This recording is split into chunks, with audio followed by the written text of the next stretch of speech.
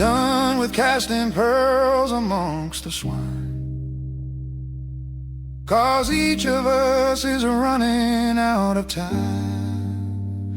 It's already started silent, you won't hear a chime.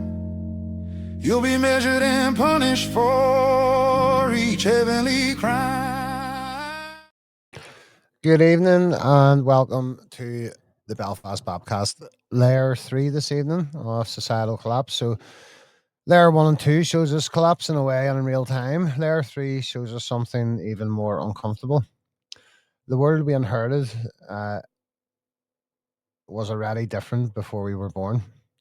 The modern civilization stands upon edited memory, censored timelines, destroyed records. In this regard, architectural discrepancies are also inconsistencies in the historical story. People intuitively know this. History seems incomplete. The official narrative feels too clean, too orderly, too convenient. And Layer 3 explains why. So we've had a couple of contributors on the show who deal with this directly. So the contributors would be Martin Leidig and Guy Anderson. And they deal in neither fantasy nor conjecture. They traffic in material evidence, administrative patterns, and historical discontinuations. They reveal that the past is not just remembered, or not just misremembered, it has been in fact curated. So why hidden structures matter. So a civilization cannot know its own collapse if it does not understand its base.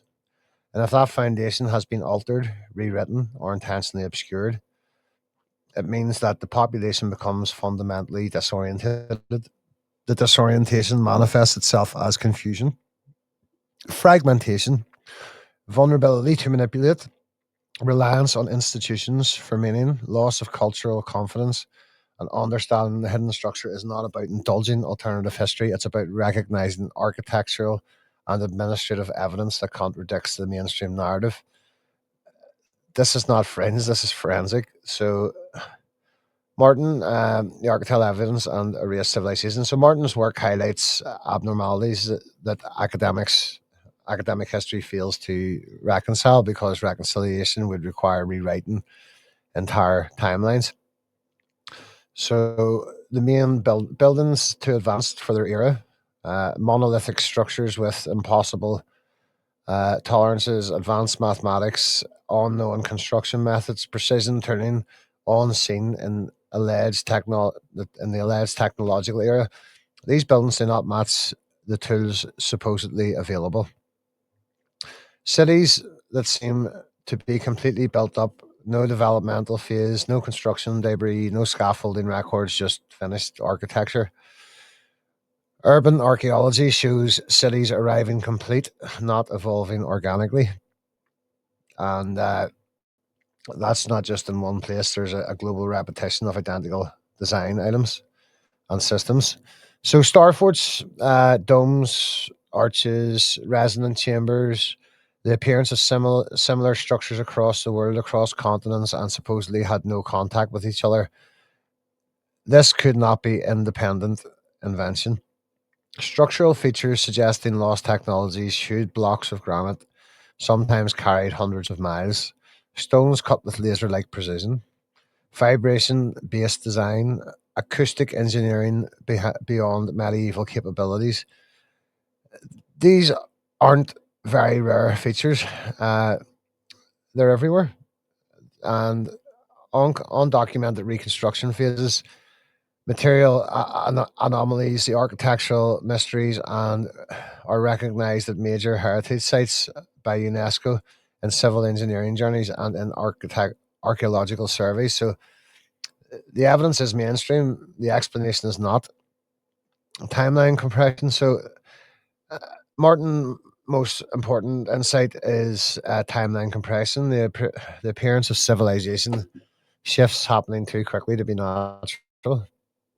So that's entire cities rebuilt after disasters in impossibly short periods, architectural leaps with no technological ramp up, sophisticated structures recorded well before the tools necessary for their construction existed, sudden population booms with demographic explanation. without demographic explanation. Historically, compressing timelines means memory has been edited, and where memory is edited, administration is involved. So this brings us to Guy. So Guy doesn't really deal in conjecture. He goes down the administrative fingerprint and goes to the old books. He begins with the bureaucracy and the paper trail of civilization, and his work entails the machinery of civilization erasure and population replacement. Key one, the orphan trains. 1854 to 1929, more than 200,000 children were relocated across North America alone. No clear records, no tracing of parents, no oversight, no precedent. A population infusion on a scale consistent with repopulation events. So, two founding homes, cabbage patch systems, European founding homes took in tens of thousands of children each year, not having, foundling homes, not having any reliable identification, no documentation, and mass morality. Well, these children come out of nowhere and disappear into the population. No organic demographic explanation fits. Uh, Post disaster city replacements. So, historically, cities rebuilt after fires, earthquakes, wars, floods, with time frames that cannot logistically be possible. So, Chicago, Lisbon, San Francisco rebuilt at speeds that completely disregarded supply chain, manpower, and material. This suggests either pre existing infrastructure or post event population redistribution. Universities worldwide underwent coordinated historical revision during the 19th century, removal of anomalous technologies, timeline consolidation, universal narratives, elimination.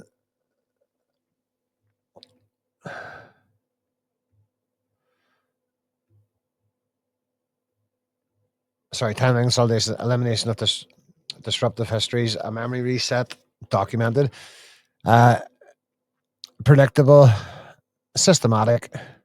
And when Leidig and Anderson converge, he shows the physical remnant of a civilization that we were not educated about. Guy reveals the administrative mechanisms for the erasure and the replacement of civilization, and together they outline a pattern.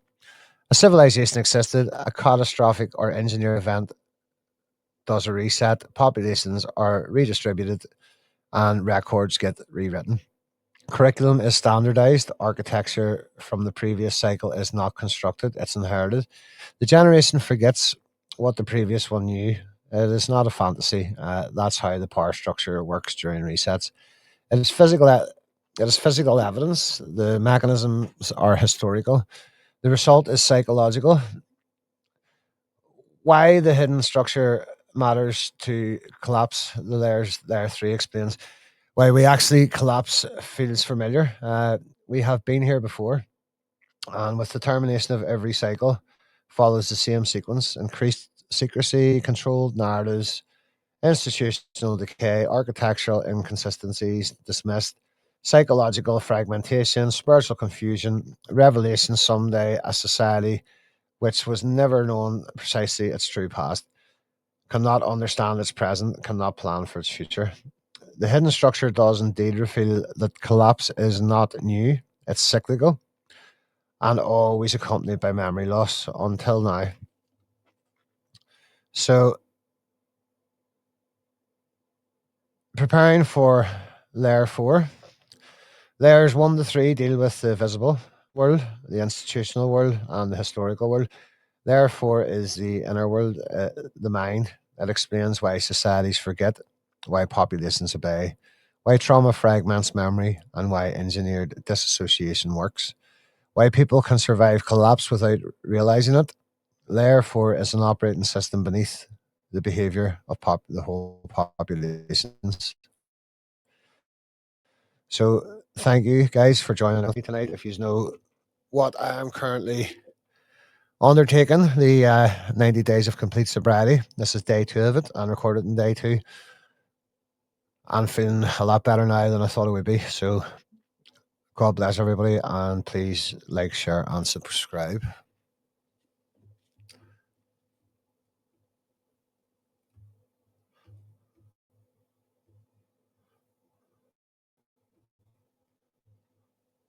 Only in the looking back at life are you able to discern that you were being crafted through every little concern.